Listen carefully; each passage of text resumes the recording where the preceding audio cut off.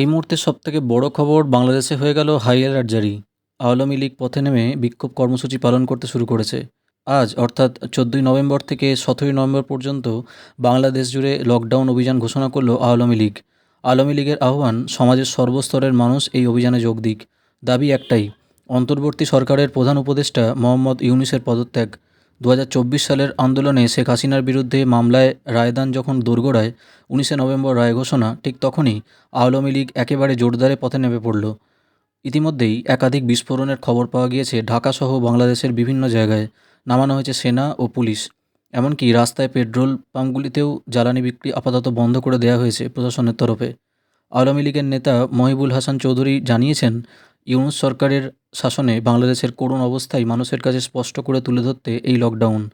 তার কথায়, আমাদের উদ্দেশ্য ছিল দেখানো যে ইউনূসের সরকারের সঙ্গে মানুষ আর নেই। আমরা যে অসহযোগ আন্দোলনের ডাক দিয়েছিলাম তার জবাব দেশের মানুষই দিয়েছেন।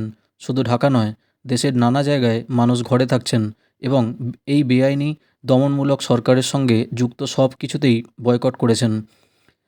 রাজধানী ইতিমধ্যেই প্রায় জনশূন্য। আমাদের লক্ষ্য পূরণ হয়েছে।